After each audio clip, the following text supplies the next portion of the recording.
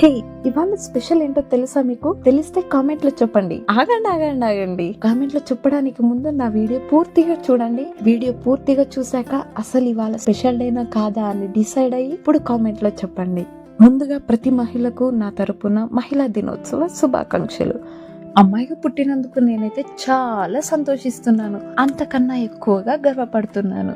ఎందుకంటే అమ్మాయిగా మనం ఎక్కువ చదువుకోనక్కర్లేదు, దూరంగా వెళ్లాల్సిన అవసరమూ లేదు, అసలు జాబ్స్ కూడా అవసరమే లేదు. అబ్బాయిలాగా ఫ్యామిలీ రెస్పాన్సిబిలిటీస్ మనకొద్దు. అసలు సొసైటీలో మనకంటూ ఒక గుర్తింపు కోసం ప్రయత్నాలే చేయనక్కర్లేదబ్బా. ఇంట్లో చిన్న చిన్న పనులు చేసుకుంటూ ఎదురుంటామెతో పక్కింటామెతో అలా మాటలు కలిపి మాట్లాడుకుంటూ టైం పాస్ చేస్తూ 3 పూటలు బాగా తింటూ ఎటువంటి ఆలోచన లేకుండా ఏ టెన్షన్స్ లేకుండా బాగా నిద్రపోతూ అలా జీవితాన్ని సాగించడమే. ఇంతకన్నా ప్రశాంతమైన జీవితం ఏ మనిషికి ఉంటుంది?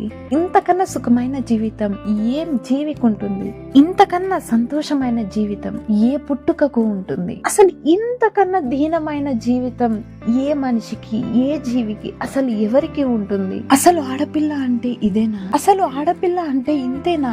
ఒక ఆడపిల్ల పుట్టిందంటే మా ఇంట్లో ఇవాళ మహాలక్ష్మి పుట్టింది అని మురిసిపోయే కుటుంబం ఒకటి. ఒక ఆడపిల్ల పుట్టిందంటే మరీ ఆడపిల్ల పుట్టింది అని బాధపడే కుటుంబం ఒకటి. అదే ఆడపిల్ల పుట్టిందంటే ప్రస్తుత సమాజంలో నా కూతుర్ని ఎలా పోషించాలి అని భయపడే కుటుంబం ఒకటి. ఓడిపోనని నిలబడి ప్రతి ఆడపిల్లకు ఇది నా గౌరవ వందనం. ఒక అమ్మాయిగా పుట్టినప్పుడే ఆమె జీవితంపై ఎన్నో నిబంధనలు మొదలవుతాయి. ఆడపిల్లకి ఈ లోకం చాలా కఠినమైంది అని చెప్పే తండ్రులు ఉన్నారే కానీ ఈ లోకాన్ని ధైర్యంగా ఎదిరించి ముందుకు వెళ్ళమని చెప్పే తండ్రులు ఎంతమంది ఉన్నారు? మా అమ్మాయి దేవతా లక్షణం అని పూజించి తల్లులు ఉన్నారే కానీ కూతురు నాలా కాకూడదు, తన ఆశయాలను తను జయించాలి కోరుకునే తల్లులు ఎంతమంది ఉన్నారు? పిల్లలకు చదువు చెప్పించేంత చదువు చాలమ్మా, పెళ్లి చేయో అని చెప్పే ఈ సమాజం చాలా పెద్దది. నీ చదువు నీ జ్ఞానం ఇక్కడితో ఆగిపోకూడదు. నీ జ్ఞానం నీ చదువు ఈ లోకానికి ఎంతో అవసరం ఉందని చెప్పి ముందుకు నడిపించే సమాజం చాలా చిన్నది. చిన్నతనంలోని బయట ఆడకూడదు, ఎవరితోనైనా ఎక్కువ మాట్లాడకూడదు, పెద్దవాళ్ళని అలా ఎదిరించకూడదు, అబ్బాయిలతో మాట్లాడకూడదు, అసలు నవ్వనే కూడదు, ఏడుపొచ్చినా ఆపుకోవాలి, చదువుల్లో ముందుండినా చదువు ఎంతైనా చివరికి పెళ్ళే కదా అని అంటారు. ఇంట్లో వాళ్ళకి అడ్డంగా మారొద్దు. పెళ్ళైన తర్వాత ఇక నీ జీవితం భర్తకే అంకితం. ఎక్కడైనా వెళ్ళాలంటే అనుమతి తీసుకోవాలి. తల్లి అయినాక పిల్లల పెంపకమే నీ ధ్యేయం. ఏది చెప్పినా తప్పే, ఏది మాట్లాడినా సమస్యే. ఒక్కసారి ప్రశ్నించు. మగాడు ఏ పని చేసినా అతడు బతుకును గెలిచాడు అని అంటారు. ఆడది ఏ పని చేసినా నీకు సంయమనం లేదా అని అంటారు. ఇక ఈ మౌనం చాలు, ఈ కష్టాలు చాలు. మన పురాణాల్లో మహిళా శక్తి ఆదర్శంగా నిలిచిన కథలు ఎన్నో ఉన్నాయి. పురాణాల్లో మహిళా శక్తి ఆదర్శంగా నిలిచిన కథలు. సీతాదేవి, సీతమ్మ వారిని తల్లిలా ఆదరించిన భూమి సమాజానికి మహిళల త్యాగాన్ని గుర్తు చేస్తుంది. సావిత్రి, ప్రాణహాని వచ్చిన భర్త ప్రాణాలను తిరిగి తెచ్చిన ధైర్యవంతురాలు. ద్రౌపది, కౌరవుల చేత అవమానింపబడిన ఓడిపోని మహానారి. సీతగా ఓర్చుకోవాలి, ద్రౌపదిగా ధైర్యంగా నిలబడాలి, సావిత్రిలా జీవితం నిలబెట్టుకోవాలి. సమాజంలో ఓ అమ్మాయికి ఎదురయ్యే నిజమైన పోరాటం ఆమె హక్కుల కోసం మాట్లాడితే జీవితం యొక్క విలువ తెలియదని అంటారు. ఇంట్లో తల్లిగా జీవించాలంటే ఇంకా ఏమైనా సాధించాలనుకుంటున్నావా అని చులకనగా మాట్లాడుతారు. పనిచేసే మహిళ అంటే ఇంటిని పట్టించుకోలేని స్త్రీ అని అంటారు. ఇంట్లో ఉండే మహిళ అంటే ఏమీ చేయని భారమైన స్త్రీ అని అంటారు. ఇంకెన్ని తిట్లు, ఇంకెన్ని ఆపసోపాలు. ఇక ప్రశ్నించాలి, ఇక నిలబడాలి.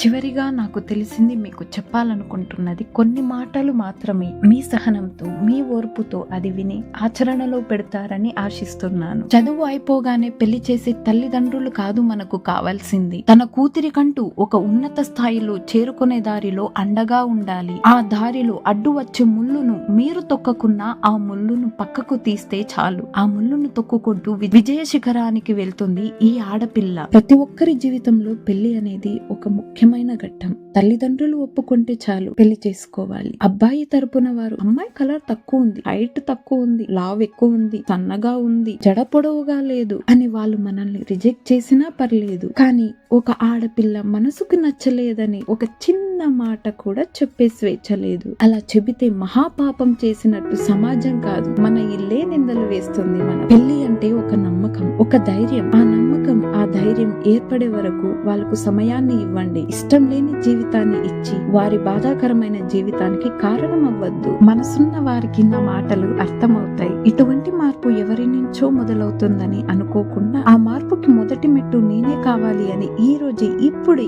ఈ క్షణమే అడుగు ముందుకేసి అట్లీస్ట్ మీ ఇంట్లో ఉన్న ఆడపిల్లల మనసుల్ని చదవండి. ఆడపిల్ల మనసు సముద్రమంతా లోతు ఉంటుంది అంటారు, కానీ చదివితే పవిత్రమైన గంగా నది లాంటి మనసు కథ మీకు తెలుస్తుంది. మనసు లేని వారు కూడా ఉంటారు, వారి గురించి మామూలు, మనం మాట్లాడుకోకూడదు. అటువంటి కుటుంబంలో ఉన్న ప్రతి ఆడపిల్ల తనకు తానే నిలబడాలి, తన స్వేచ్ఛ తనే తీసుకోవాలి, తనే ధైర్యం, తనే అన్ని అయ్యి తన ఆశయ విజయం వైపు వెళ్ళాలి. మీ కలలకు, మీ ఆశయానికి అడ్డొచ్చిన వారెవరైనా సరే, అది తల్లి తండ్రులైనా సరే, సమాజమైనా సరే, ఇంకెవరైనా సరే, ఎవరిని పట్టించుకోకుండా ముందుకు పయనమైతే నీవే వీళ్ళందరికీ మార్గం అవుతావు. నాకు తెలిసింది మీకు అర్థమయ్యేలా చెప్పడానికి చేసిన చిన్ని ప్రయత్నం ఇది. హ్యాపీ ఉమెన్స్ డే అని చెప్పలేక బాధతోనే ఈ టాపిక్ ని మధ్యలోనే ఎండ్ చేస్తున్నాను.